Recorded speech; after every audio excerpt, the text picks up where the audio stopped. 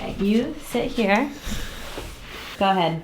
Okay, so Sophie told me I needed to make a video explaining that I'm very uncomfortable in front of the camera. Just so you know, when you watch this video, that I'm in a very happy marriage. I'm a happy person.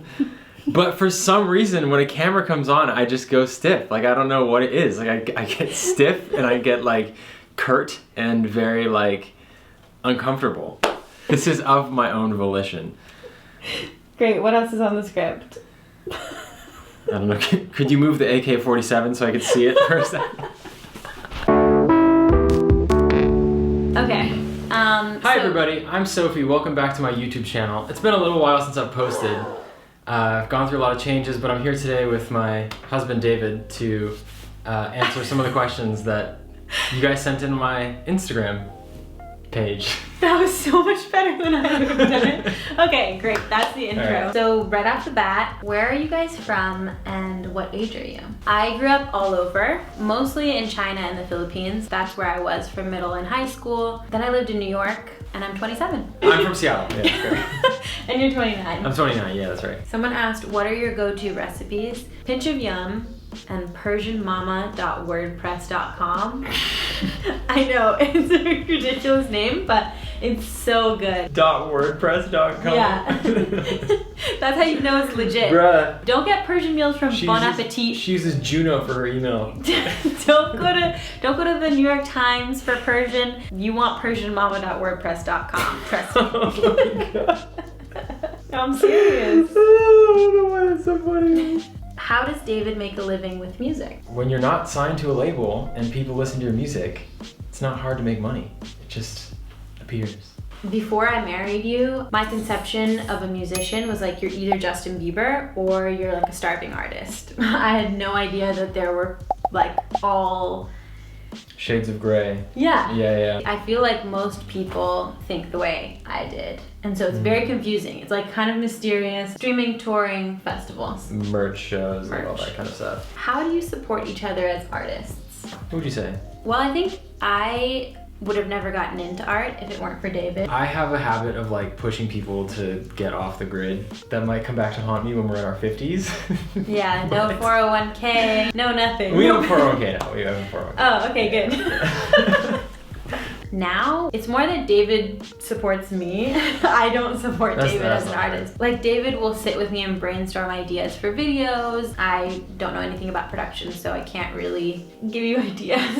But I can listen to your music sometimes. Yeah. Tell you how I feel about it. Yeah, like a vibe check. Yeah. Yeah, exactly. Most of our support takes the form of like therapy sessions. It's a lot of like you talking to me about how a client or a buyer, like they want you to make something.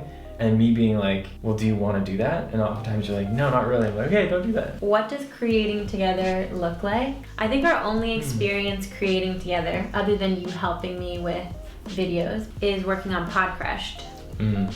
And we've gone through like a learning process. Going really great. So I think it's going great. Yeah, no, it's really enjoyable, but it did take us being like... Yeah, like how do we define work hours? I feel like was the main thing. Yeah. Because Sophie's peak creative time is between like 11 and 2 a.m. Like 11 p.m. and 2 a.m. My brain is completely gone by like 11 p.m. A lot of it just in the beginning was learning to voice my own needs, and also Sophie being like, okay, well, can we make time to like bounce ideas off of each other earlier in the day? And I feel like since then it's smooth sailing. It was just like, definitely. I didn't think we needed to even talk about it at one point. Yeah.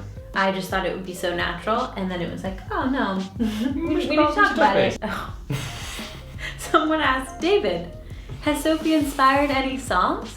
If so, how? And I was like, And do you remember my answer? No. You inspire all of them. Oh my god, what a cop-out. I'm gonna drop all the excuses really quick. I think I'm gonna make an effort to do that. I have a few projects I need to like wrap up. Do we have any date nights or special activities? I feel like we do date mornings more than date nights. Sophie used to work as a teacher in Brooklyn, and her mornings were like there were no mornings we could have together. But since moving to LA, typically like mornings we'll have breakfast related foods and occasionally at late night. Like just the other night we went to ice cream at like 10 p.m. I've said before, like I don't get date nights. Like we've never had a date night.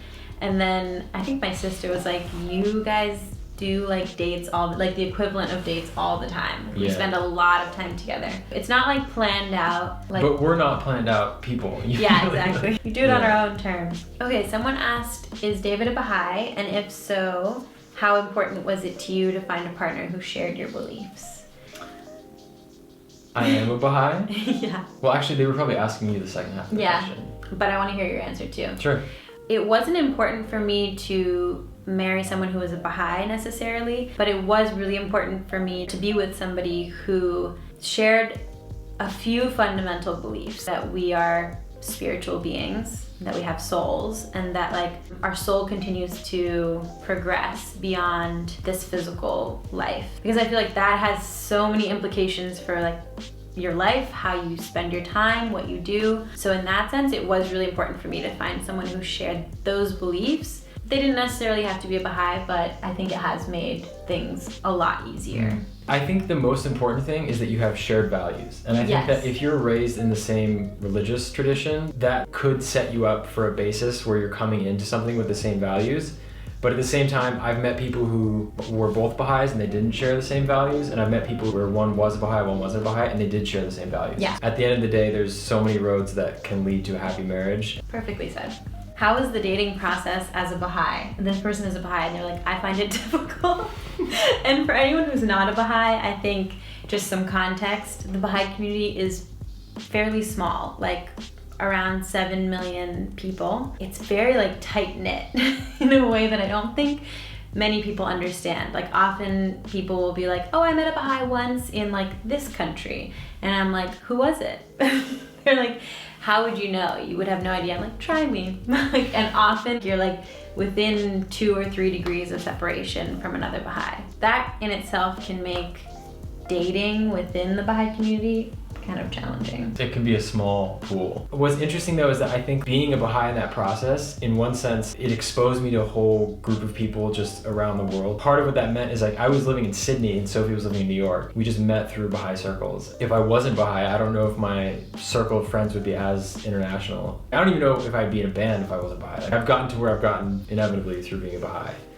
Just through the people I've known. So. Also, one thing I will say that I think every Baha'i needs to hear, just generally, is it's not as important to be married as it is to be married to someone that you're compatible with and that you love. So like, be patient, look for the right person, have high standards. Love it. Work on yourself. Work on yourself. That's the most important thing. Okay, the next question is, how have both your past relationships informed your choice of ending up together? My answer is pretty short. I was never in like a serious relationship as an adult before I met Sophie. So maybe my lack of I'm at the sauce. My lack of experience brought me to the table. And then for me, I was quite the opposite. I was like on a mission to find the person I wanted to marry, which meant dating a lot. I realized before I met David that I needed to be friends with the person before I was in a relationship with them. I was in this pattern of like falling head over heels and then finding out like all these things that weren't gonna work in a relationship. And also I realized that having a relationship that is like tumultuous and dramatic was not healthy. So when I met David and it was just like fun and light and enjoyable, that was a huge green flag for me. Does that make you feel good? Yeah, pretty great. How often, if at all, do you guys fight? Last night I told David this was a question and I was like, a lot. And he was like, what? Like, we don't fight, like, yeah. We do fight. Well, okay, here's the thing. I think we have to define fight. An argument where we have to like take time and just like cool down and think for a few minutes. It's not really our style to yell at each other. But an argument like that, I think once every 3-4 months, maybe? Yeah. Less? I was gonna say once a month, I feel like. Once a month? But maybe not. Maybe once every other month? Once a month? No, my perception of time. We're fighting right now. I'm just kidding. I know couples who say like, we've never fought. And I commend them. Yeah. I think it's a lie. It's 100% he thinks it's a lie. I'm sure it exists, but I also don't think fighting is a bad thing. David and I, we have like disagreements and we have to like communicate. One person inevitably like comes to the table and is like, okay, we should talk about this. Like a few weeks ago we had an argument that it like started off joking and then it got serious all of a sudden. It's actually like a lot of our fights end up. Yeah. I think it took us 30 minutes and that felt like one of the more serious arguments we'd had in a long time. Yeah, that felt like a long one. 30 minutes. And it was 30 minutes, yeah. So I feel like it happens. I don't think you should be afraid of it happening, but you can just learn how to communicate better and work through them quicker. Another thing that's really helped me is one of the John Gottman studies said that couples are way more likely to stay together if they turn towards each other's bids for affection. If you're in an argument and one person metaphorically extends a hand, you're way more likely to stay together if you accept those bids for affection. And that has been super helpful for me to just like get over my own ego. Sometimes when I'm like adamant about something, I like remember that statistic and I'm like, it really doesn't matter. And just move through it. I like that. I had to remind Sophie at a few points that it should be her turn to extend the hand. Yeah, that's true. That's true. What was your process for working out you could marry someone who lived in another country? You just do it. When you meet the right person, it's just everything else falls away and you just pick up and go. Yeah, I've always said like if you're thinking about logistics so much, then it's probably not the right person. You know, if you're in med school or something and you like are paying a ton of money to be there, I think one person has to be willing to sacrifice. Like I guess as a couple you choose whose circumstances are a priority at that time. Like for me, I had just finished college, I had just gotten my first job, and it was important that I have like some work experience before I uprooted myself. And we knew that eventually we would need to move, whether that was to Sydney or to LA, but that we would move for your work. If like between the two of you, neither of you are willing to sacrifice something, whether or not that's the right person, the relationship is just not going to be possible. I guess it comes down to priorities. Yeah, it comes down to priorities, and also I think it's hard to like sort of set a black and white, like if you don't do this, this won't work. But I think just generally there has to be a level of sacrifice that you come in willing to make for somebody. Someone asked, what are both of our 16 personality types? See how fast we can do it. Spend a lot of your free time exploring various random topics that pique your interest. Disagree. 1000% agree. You don't do that? I don't do that. Oh my god. He does that big time. I can't stop doing that. Seeing other people cry can easily make you feel like you want to cry too. Hard disagree for me. Hard agree. Yeah. Yo, Alron. We're gonna give David some time to be on the phone. No way, dude. So far it looks like we're completely opposite. Sorry. But let's see. You become bored or lose interest when the discussion gets highly theoretical. Strongly agree. Wait, but you enjoy watching people argue. You love listening to people in public constantly. I know. That's your favorite thing. That's why I put like slightly agree. Because I just like listening to people. I don't know. It's not necessarily like, that I need them to argue. Right. Oh my god. Some of these are concerning. I got mediator. INFP-T. I got ENFP-T, campaigner. So I'm more extroverted, you're more introverted. I think that 100% checks out. I got 72% turbulent. I got 60. Alright, at least I'm less turbulent than you. Okay, wait, let's see. Thank you. I love you. Love you so much. I love you. Alright, peace out. Listen, Sophie knows that I get very stiff when I'm on camera. Like something about being in her YouTube videos like makes me really nervous. Yeah. So you'll never know the real David. I'm very like curt when I'm on camera and very like stiff. Formal. So I need to break you in a little bit. Just end this please.